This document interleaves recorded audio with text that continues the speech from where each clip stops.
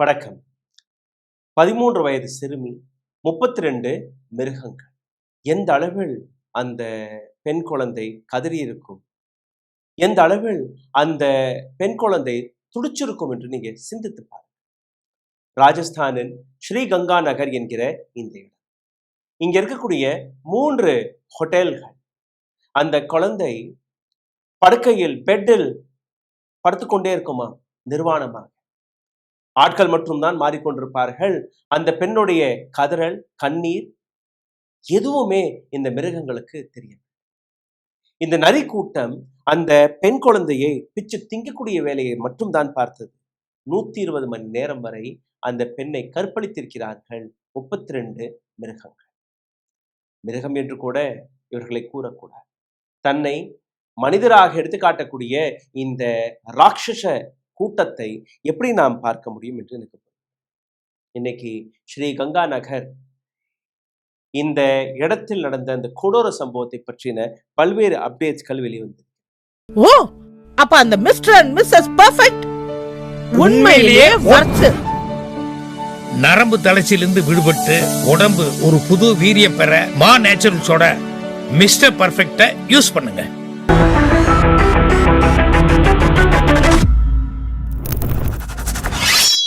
அந்த பெண் குழந்தையை படுக்கையிலே போட்டிருக்கிறார்கள் 5 நாட்கள்.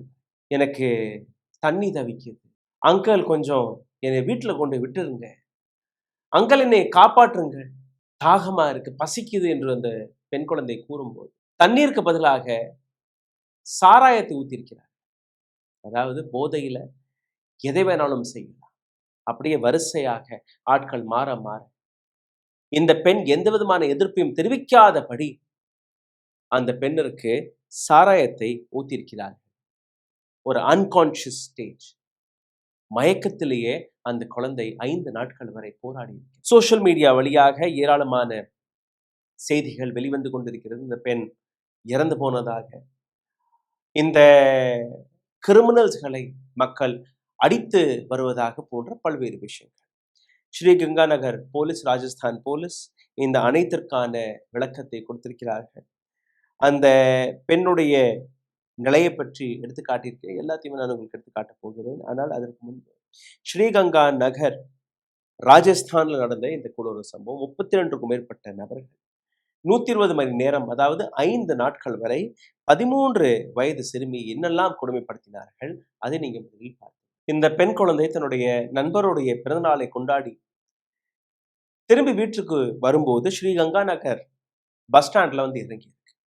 பஸ் ஸ்டாண்டிற்கும் அவருடைய வீட்டுக்கும் இருக்கக்கூடிய டிஸ்டன்ஸ், வட இந்தியாவில நீங்க பார்த்திருக்கலாம், இ ரிக்ஷா ஓப்பனா இருக்கும், அந்த கால்மிதி ரிக்ஷா போன்று இப்ப இ ரிக்ஷா வர ஆரம்பிச்சு. ஸோ அந்த இ ரிக்ஷால உட்காந்துட்டு இந்த பொண்ணு தன்னுடைய வீட்டுக்கு கிளம்பும் போது இந்த இ ரிக்ஷா டிரைவர் அந்த குழந்தைய வீட்டுக்கு எடுத்துட்டு ஒரு ஹோட்டல்ல போய் வெறும் ஒரு சில 1000 ரூபாய்க்கு வித்திருக்கிறான். அந்த ஹோட்டலுக்கு போன உடனேயே அந்த பெண்ணை ஒரு ஹோட்டல்ல இருந்து இன்னொரு ஹோட்டல், ஒரு படுக்கையில இருந்து இன்னொரு படுக்கை, ஒரு நபர்ல இருந்து இன்னொரு நபர், ஒரு நரி கையில் இருந்து பறித்து இன்னொரு நரி கையில் கொடுக்கக்கூடிய வேலையை இவர்கள் பார்த்திருக்கிறார். அடுத்தடுத்து 32 மிருகங்கள் இந்த பெண்ணுடன் தவறாக நடந்த பெண். அவருடைய தாயார், பெற்றோர்கள் இந்த பெண்ணை தேடி அலைஞ்சிருக்கிறார்கள். கடைசியில் போலீஸ் ஸ்டேஷனுக்கு போய் ரிப்போர்ட் எழுத போனதுக்கு பின்புதான் போலீசார்கள் சிசிடிவி ஃபுட்டேஜ்கள் வைத்து இந்த பெண்ணை ட்ரேஸ் செய்து 5வது நாள் 18ஆம் தேதி ஜூன் மாதம் நடந்த இந்த சம்பவம் 22ஆம் தேதி அந்த பெண்ணை காப்பாற்றியிருக்கிறார்கள். இதுவரை இந்த சம்பவத்தில் 18 நபர்களை கைது செய்திருக்கிறார்கள். இந்த 3 ஹோட்டல்ஸ்கள், இந்த 3 ஹோட்டல்களையுமே புல்டோசரை வைத்து புல்டோஸ் செய்து விட்டார்கள். இந்த ஒட்டுமொத்த கொடூரம் எப்படி நடந்தது அதையும் நான் உங்களுக்கு எடுத்து காட்டப் போகிறேன். ஆனால் அதற்கு முன்பு ஸ்ரீ கங்கா நகர் போலீஸ், ஏன்னா சோசியல் மீடியாவில் பல போட்டோக்களை போட்டு பல வீடியோக்களை எடுத்து காட்டி இதுதான் இந்த பொண்ணு, இந்த பெண் குழந்தை இறந்து போனதாக தகவல்களை கொடுத்து வருகிறார்கள். ஸ்ரீ கங்கா நகர் போலீஸ் என்ன கூறியிருக்கிறார்கள் அதை பற்றி நீங்க கேட்டுவிடுங்கள். கீழே நாங்க அதற்கான தமிழ் டைட்டில் மற்றும் தமிழ் மொழி மாற்றத்தையும் உங்களுக்காக நாங்கள் எடுத்து வைத்திருக்கிறோம். நீங்க கேளுங்கள். नमस्कार। सोशल मीडिया पर जिला गंगानगर के नाम से नाबालिग बालिका दुष्कर्म प्रकरण से संबंधित कई वीडियो पोस्ट सोशल मीडिया पर वायरल की जा रही है। मैं स्पष्ट करना चाहता हूं कि ये सभी वीडियो एवं पोस्ट पूरी तरह से भ्रामक, फर्जी एवं तथ्यहीन है। इनका श्री गंगानगर में दर्ज प्रकरण से कोई संबंध नहीं है। इस प्रकरण की पीड़िता सकुशल है, सुरक्षित है और अपने परिवार के साथ है। सोशल मीडिया पर पीड़िता की मृत्यु, पीड़िता के रोते हुए अथवा आरोपियों के साथ पुलिस द्वारा मारपीट अथवा अन्य किसी प्रकार के जो वीडियो प्रसारित किए जा रहे हैं उनका इस प्रकरण से कोई संबंध नहीं है। श्री गंगानगर पुलिस आमजन से अपील करती है कि किसी भी वीडियो, पोस्ट या संदेश को बिना सत्यापन के साझा नहीं करें। ऐसे भ्रामक कंटेंट को प्रसारित करना न केवल अफवाह फैलाता है बल्कि पीड़िता की गरिमा और उसकी निष्ठा का भी उल्लंघन करता है।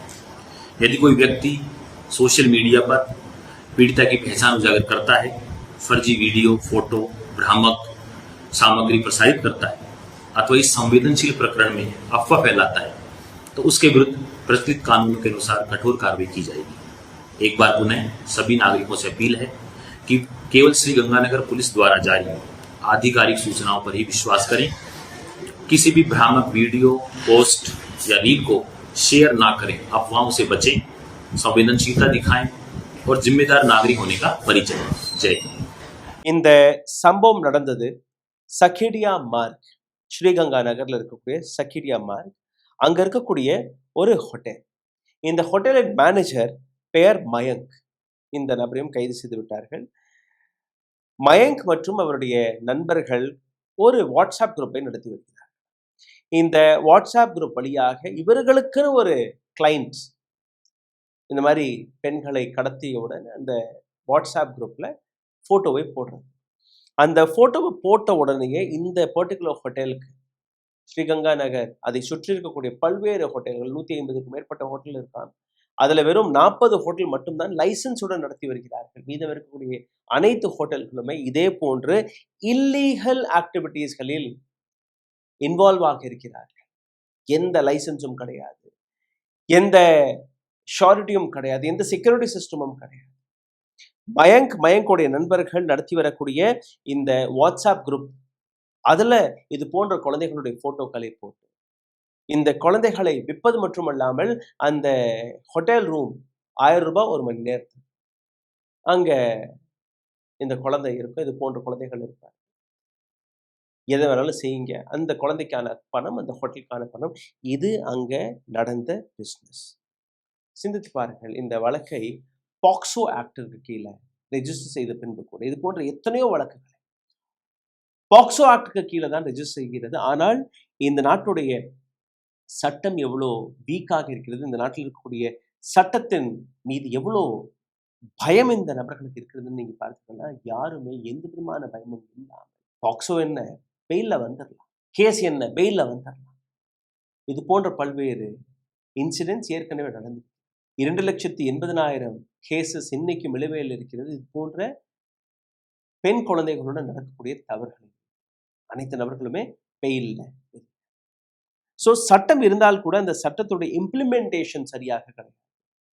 இதுவரை இந்த வழக்கில் 18-19 நபர்களை கைது செய்திருக்கிறார்கள். அந்த பெண் குழந்தை உயிருடன் இருக்கிறது, குணமாக இருக்கிறது, மன ரீதியாக சரியில்லைன்னா கூட உடல் ரீதியாக அந்த குழந்தையை கொஞ்சம் கொஞ்சமாக குணப்படுத்தி வருகிறார்கள். பெற்றோர்கள் அந்த குழந்தையுடன் 24 மணி நேரம் இருப்பதாக ஒரு தகவலை போலீசார்கள் கொடுத்திருக்கிறார்கள். இதைத்தான் இது போன்ற வதந்திகளை பரப்பக்கூடிய நபர்கள், இது போன்ற வதந்திகளை சோஷியல் மீடியா வழியாக எடுத்து வைக்கக்கூடிய நபர்கள், அவர்கள் மீது வழக்கு பாயும் என்கிற விஷயத்தையும் அந்த எச்சரிக்கையும் போலீசார்கள் கொடுத்திருக்கிறார்கள்.